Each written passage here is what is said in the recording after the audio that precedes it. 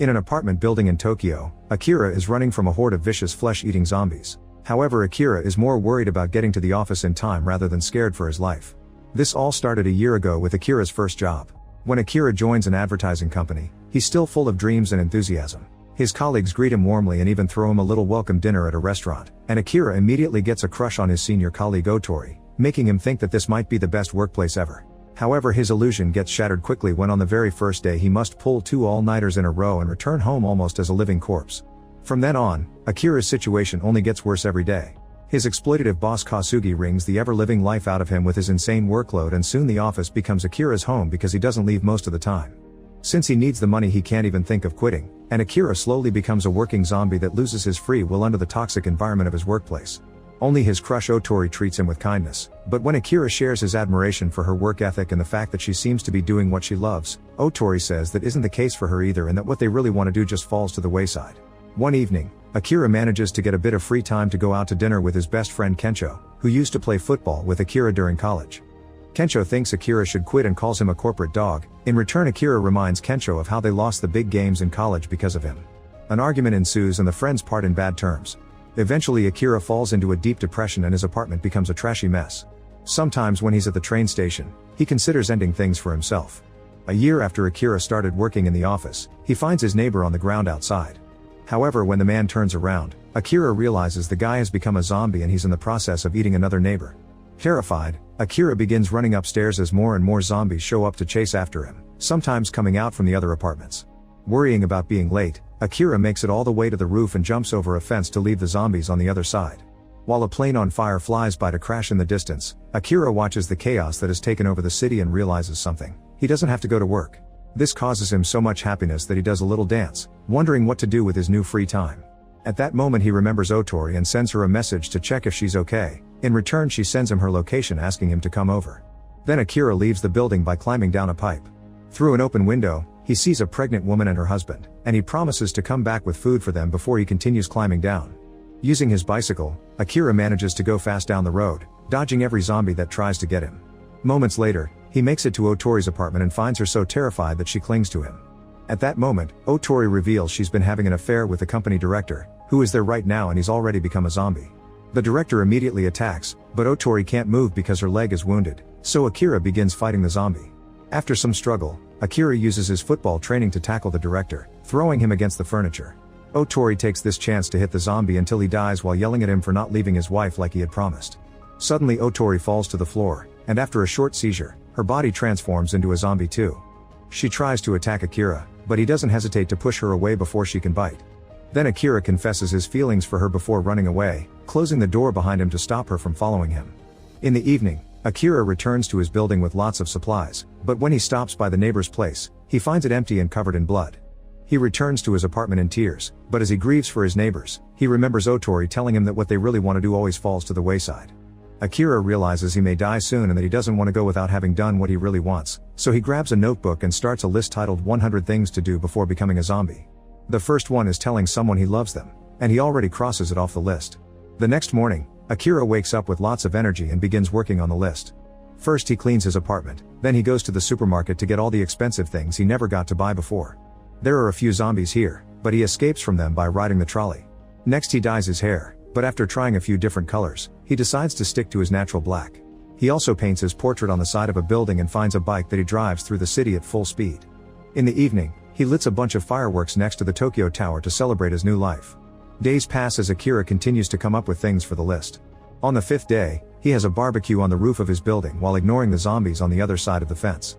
When he's about to have his steak, he realizes he ran out of spices, so he goes to the supermarket to grab some. Suddenly he hears a noise and a person with a helmet shows up to start beating him up, only stopping when Akira points out he isn't a zombie. Then the person takes off the helmet and Akira is shocked to see a beautiful woman named Shizuka.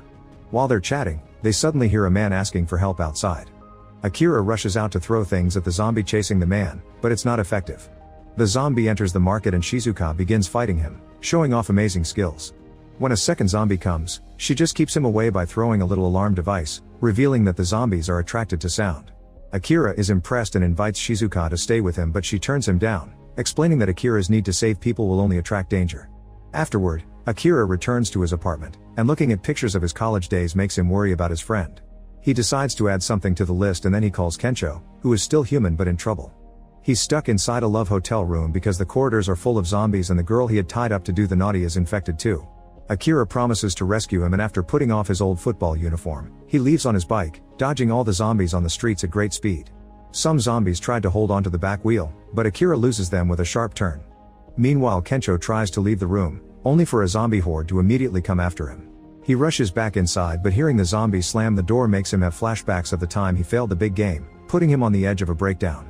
Back to Akira, he finds the street of the hotel full of zombies, so he throws a speaker on the ground and makes it play music, causing all the zombies to gather around it. Then Akira uses his football training again to dodge and jump over any remaining zombies, even pushing a few of them away. After jumping on the roof of a few cars, he manages to enter the hotel and tackles another zombie before searching for Kensho. In the room, Kensho suddenly realizes it's quiet and opens the door to find the corridor empty. Akira shows up and both friends apologize to each other before more zombies come after them. The guys immediately run to the roof and jam the door with a ladder, finally getting to escape. The duo hides in a fancy restaurant and shares an amazing meal, during which Kensho finds the list. He discovers the last item is making up with my best friend and tells Akira that he's grateful for having him protecting everyone. This inspires Akira with an idea. He now wants to become a superhero to rescue people from the zombies, but Kensho points out Akira doesn't have powers. Sometime later, Kensho sees on the news that Tokyo is becoming hell on earth and says they should leave. Akira agrees and chooses the Marine Paradise Aquarium in Ibaraki as their destination because they have a special diving suit that protects the body from sharks, so it should protect Akira from zombies and be his superhero suit. Afterward they go to a market to get supplies, but at that moment they see a group of people running away from the zombies. Most of them unfortunately get killed, but Akira manages to get the attention of two flight attendants, a bus driver, and Shizuka, whose skills can't protect her from such a huge horde. The group runs into the store and pulls down the shutter, cutting a zombie's hand in the process. Everyone is grateful for the rescue, but the bus driver hides his bitten hand. Then they grab a bunch of supplies and have a little dinner with lots of drinking. Akira's list includes have a drink with a flight attendant, but when he tries to flirt with them, they ignore him in favor of Kensho. Both women leave with Kensho to get naughty in private, and Akira tries to chat with Shizuka, who notices he cut his hand with a shutter. She immediately takes care of it, revealing she used to study to be a doctor. At that moment, the bus driver transforms into a zombie and starts chasing after Akira and Shizuka. However, when he hears the trio having fun, he decides to go after them instead. By surprising them from behind, the driver manages to tackle one of the girls and bite her. When her friend tries to help her, the driver just turns to her and bites her too. Next the driver begins chasing Kensho, and when Akira wishes to help him, Shizuka decides to leave them behind because she's better at surviving on her own.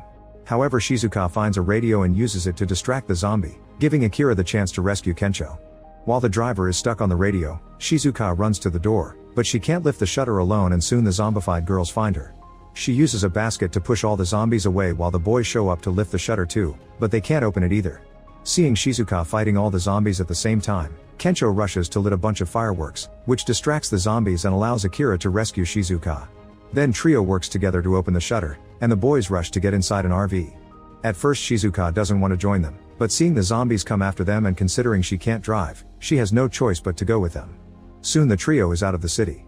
Their destination is the aquarium, but they still stop often to do all kinds of things like freeing dogs from their leashes, gathering supplies, and Kensho even dyes his hair.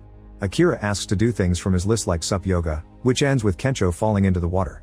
They also go paragliding, cook on a campfire, and lit more fireworks. When they come across a hotel with hot springs, they ignore the zombies and spend the night there. They enjoy the warm water, the hot sake, and a wonderful view of the sky filled with fireflies. The next day, the trio finally makes it to the aquarium, but the RV suddenly goes off the road and crashes, causing Akira to lose consciousness. It's then revealed that the road is covered with spiked trips. Moments later, Akira wakes up to a voice yelling his name, and he's shocked to discover his old boss Kasugi is there. It turns out all the survivors from Tokyo are hiding here, including Akira's neighbor couple. They've formed a community and now work together to survive inside the aquarium, which has become their fortress. The survivors are divided into teams to take care of the different chores, and Kasugi is the leader of the community that keeps everyone on their toes. They also have a few trucks that sometimes leave for the city to gather supplies, and to stop other people from robbing the vehicles. Akira is surprised to see they use zombies. There's a bunch of them outside locked behind fences, and when they need them to move, a guard uses a megaphone to get their attention. Kensho and Shizuka are already helping with the work, and Kasugi asks Akira to join them too.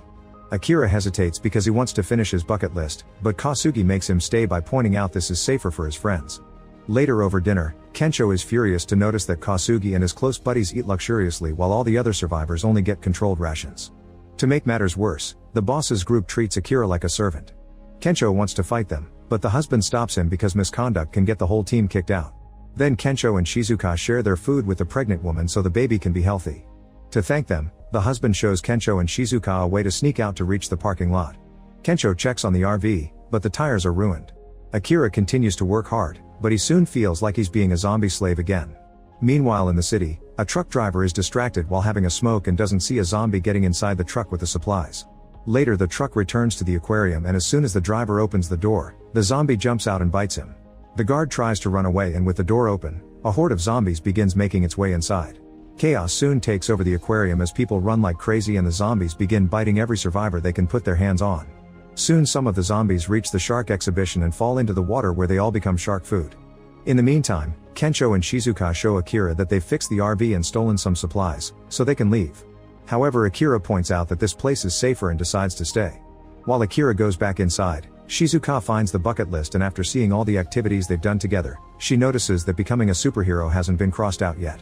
Inside the aquarium, Kasugi is yelling at everyone because he's noticed there are people missing and work needs to be done. Suddenly Kensho pulls him back and Shizuka cuts in to talk to Akira, pointing out that living like this isn't really living, they're just zombies without the bite. She also shows Akira his bucket list, causing him to remember how much he had hated working for Kasugi and how much he had loved having fun in the middle of the apocalypse. Suddenly Kasugi steals the list and throws it on the ground to step on it, which finally makes Akira react. He pushes Kasugi to the ground and retrieves the list before announcing that he quits. At that moment, zombies finally reach this area too and chaos ensues. Kasugi pushes his buddies off before running away, but Akira tries to guide people out with the help of his friends. They run through the corridor and lock the door behind them before making their way into the shark exhibition room, where they find Kasugi. A furious Kensho grabs him and calls him out for abandoning his people, only to be interrupted by a shark jumping out of the water and landing next to him. People panic but Shizuka tells them not to worry, since sharks can't move on land. However, the shark suddenly releases all the legs of the zombies it ate, allowing him to walk on the floor. The group runs back to the corridor, only for the shark to block the way by smashing through the wall. Everyone begins running again and Kasugi decides to hide while Akira finds a door and takes everyone inside for safety before locking the door. While the shark bangs on the door, Kasugi tries to sneak out, but he makes a noise and gets the attention of the beast. At the same time, Akira realizes Kasugi is missing and says he wants to help him, causing Kensho to point out that Kasugi deserves what he gets. However, Akira doesn't want anyone to die under his watch. Since he can't stop him, Kensho helps his friend instead by revealing that there's a special diving suit in the room. Meanwhile, Kasugi is running down the corridor and trips. When the shark is about to get him, Akira shows up in his new superhero costume and kicks the shark, only for the beast to jump on him to attack. Akira holds onto the shark's mouth but instead of helping him, Kasugi runs away. Luckily Kensho shows up in a forklift, so Akira gets out of the way to give him space. Kensho drives the forklift right into the shark, but after some struggle, he realizes it's not making any damage and decides to run away. When Akira reaches the shark exhibition, he finds Kasugi surrounded by zombies and immediately jumps in to fight them. He manages to defeat a few, but there are too many and soon he's surrounded. The zombies begin biting him and although they can't break the special suit, it's still painful for Akira. In the corridor, Kensho is running from the shark, and when he sees the hole in the wall, he decides to jump through it to enter the exhibition. The shark tries to follow him, but it's too big and gets stuck in the hole. Suddenly some music starts playing. It's Shizuka, who has brought 2 megaphones to distract the zombies. With quick and elegant movements, she runs through the horde as they come after her and when she reaches the edge of the tank, she throws the megaphones behind her. This causes all the zombies to follow the noise and fall into the water. The trio reunites and when Kasugi tries to join them, the shark finally frees itself and pushes the boss away. Akira rushes to check on him and the shark tries to attack, but Akira uses a piece of pipe to keep its mouth stuck. However, the shark is stronger than the pipe and closes its mouth anyway, capturing Akira's hand. As the shark begins whipping Akira around, Shizuka rushes to grab a flashlight to get its batteries, explaining that sharks have an ultra-sensitive tool for detecting their prey in their heads and that a jolt of electricity could kill it. After Shizuka connects the batteries with tape, Kensho grabs them and remembers the football pass he failed in college, concentrating to do better this time. The batteries are thrown with all of Kensho's strength and land safely on Akira's hands right before the shark turns to Kensho and hits him hard.